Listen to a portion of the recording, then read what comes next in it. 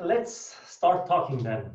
What is the difference between these two sentences? In all our territory, the institution of Negro slaves, as it now exists in the Confederate States, shall be recognized and protected by Congress and by the territorial government. And the inhabitants of the several Confederate states and territories shall have the right to take to such territory any slaves lawfully held by them in any of the states or territories of the Confederate States. And we hold these truths to be self-evident, that all men are created equal, that they are endowed by their creator with certain unalienable rights, that among these are life, liberty, and the pursuit of happiness. That to secure these rights, governments are instituted among men, deriving their just powers from the consent of the governed. Any ideas? What is the main difference between those two sentences? I'm not talking about what sense they make grammatically, but something deeper. Anyone? Cătălin? I heard some words that you might call racist nowadays in the first one. I heard more egalitarian expressions in the second one. I heard more humans, not just Negroes. Okay. That's the difference that struck me. That is an accurate observation. So the difference is the first sentence was one taken from the law from Confederate States and the Constitution of the Confederate States before the war in the United States. And the second one, the second phrase, was taken from the Declaration of Independence, still in the United States. And the main difference from my perspective between the two is the difference of values. But also there's another difference, and this difference is related to politics. You know, the state of Mississippi, for example, stated in its reasoning for wanting to leave the Federal Union before the war that our position is thoroughly identified with the institution of slavery. This was official policy. It was not just opinion, it was law. So what is all of that? What is all that about? It's politics, basically.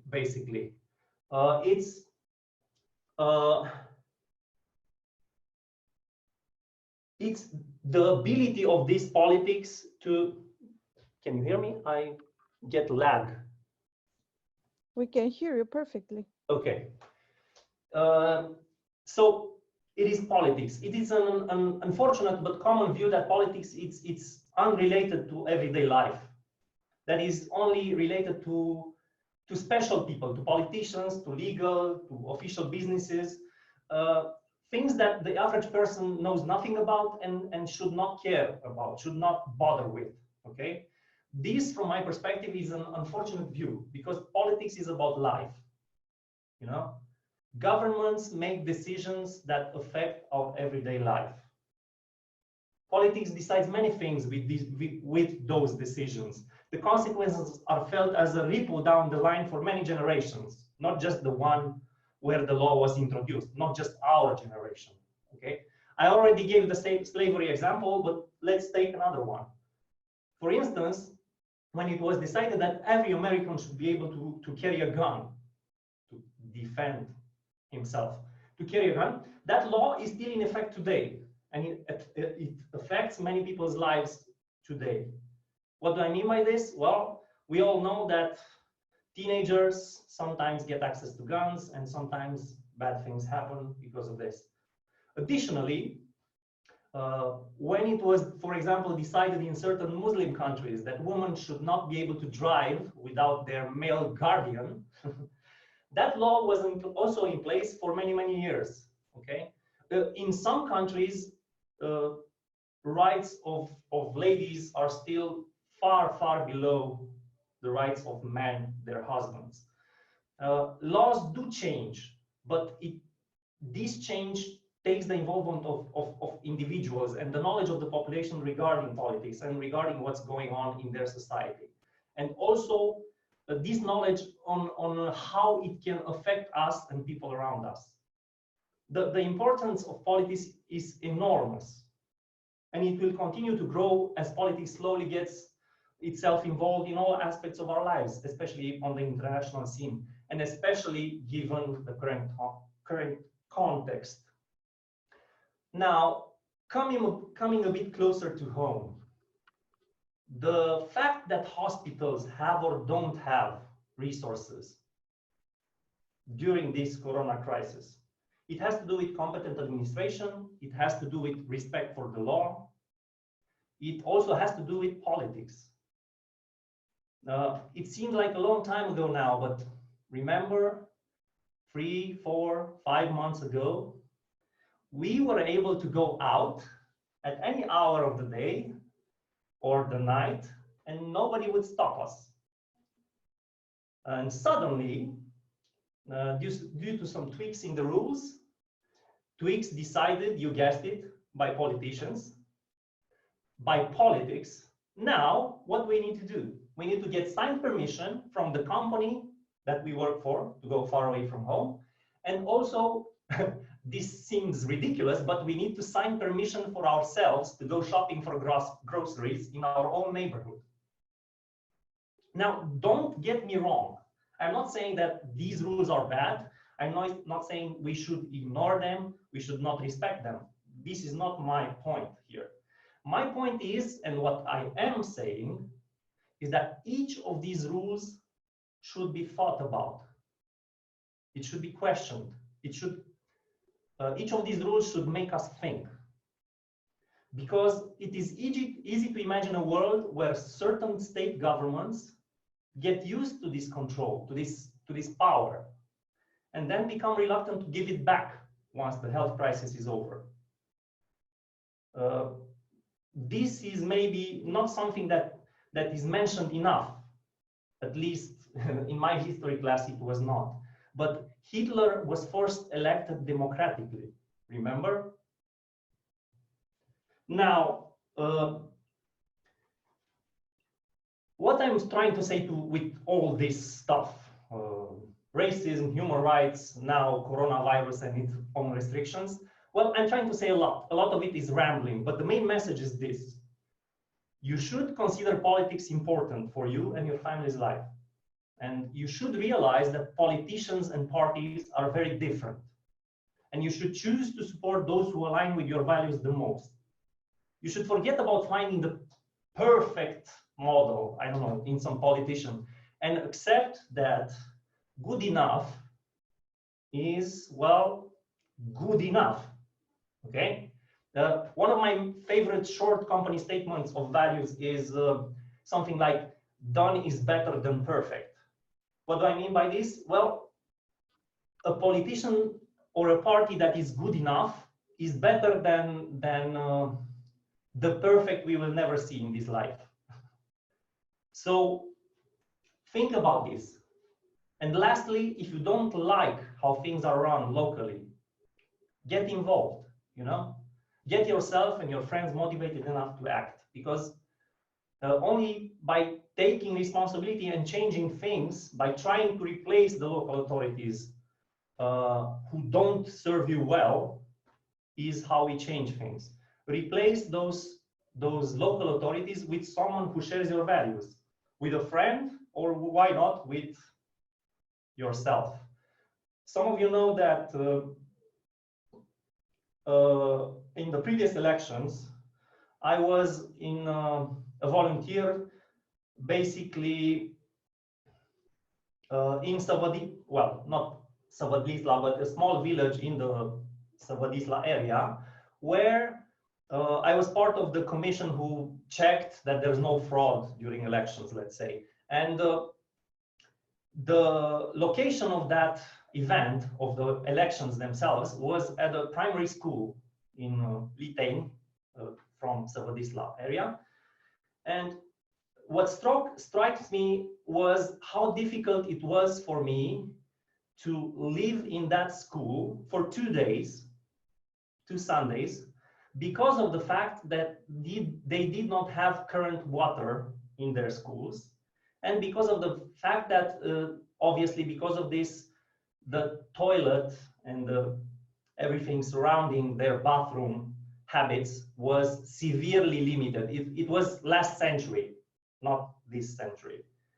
And all of this is due to politics, from my perspective. Now, again, if you don't like what you see, local politicians, or well, why not aim higher? If you don't like the prime minister you see, aim to replace them with someone who shares your values. That's my spiel, and I'm up for questions.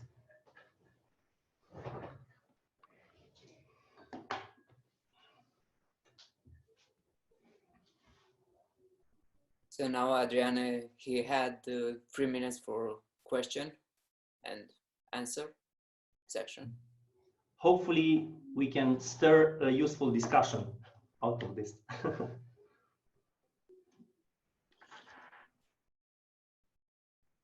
Yes, Razvan.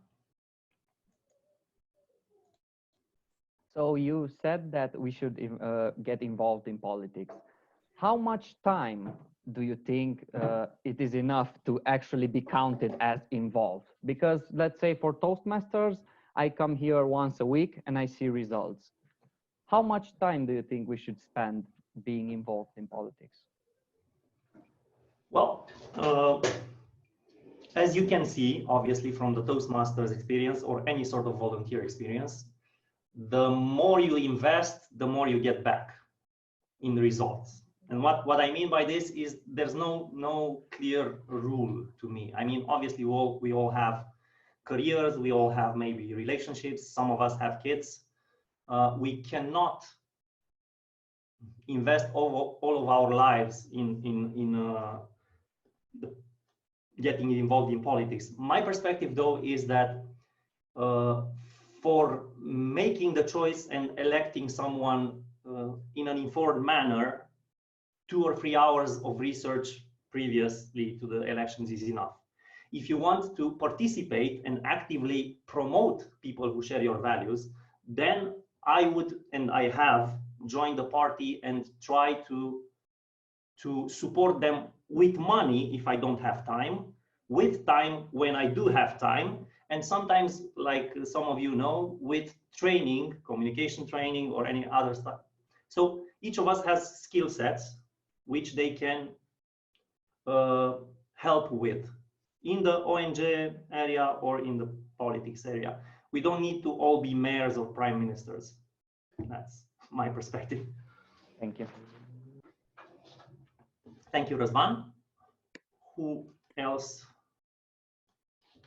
wants to stir some dialogue?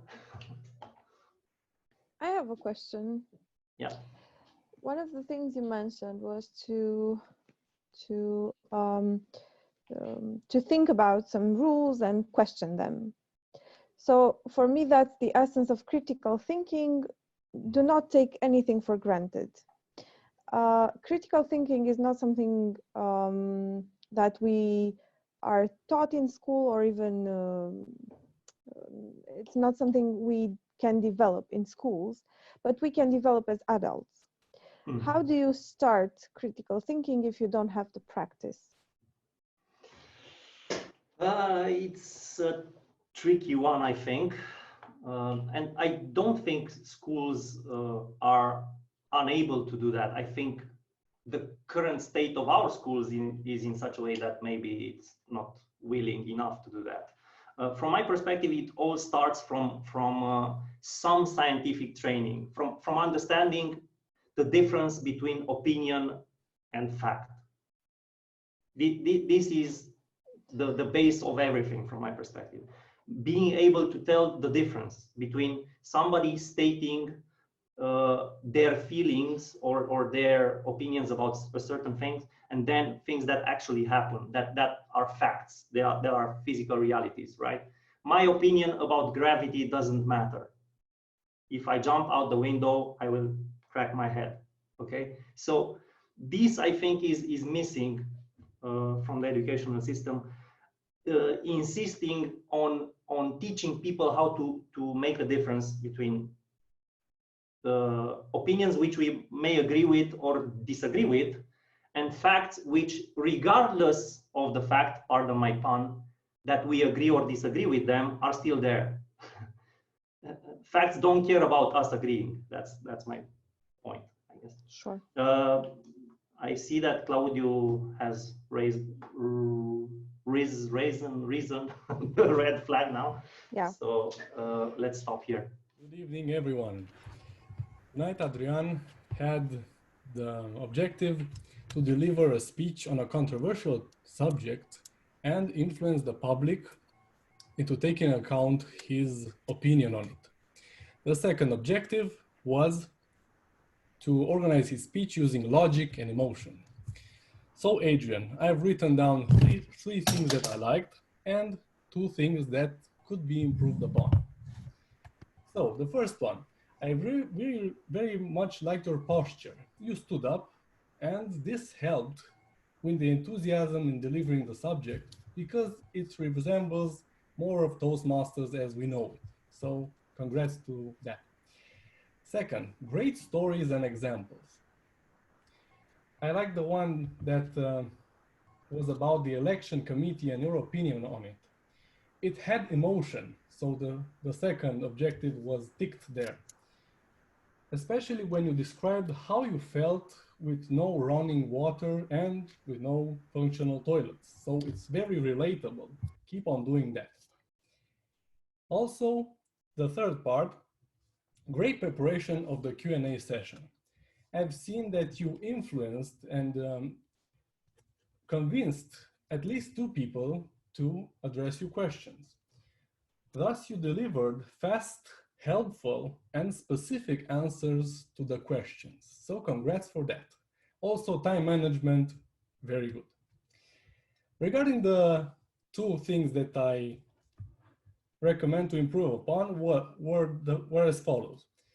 First, the quotes in the beginning took me a while to understand them. They were long, and I've seen you a little bit stuttering, so I didn't know when the quote was over and when another one began. So I recommend either to use shorter quotes or to use the personal example that being more understandable and more relatable, being in the same country and in the same place.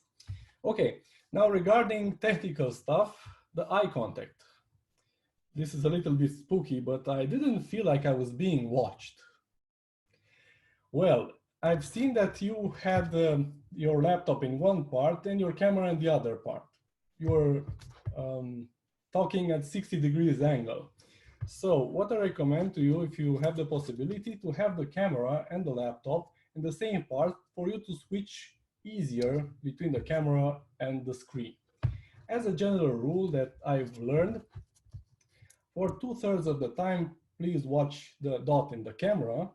And when you want to see a reaction from the public, please switch a little bit and check the screen as so to see the reaction of the public.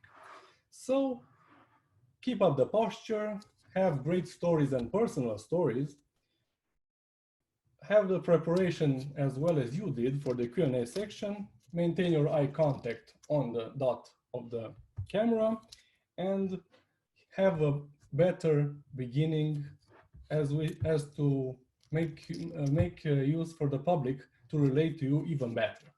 Thank you, Adrian. Thank you, everyone.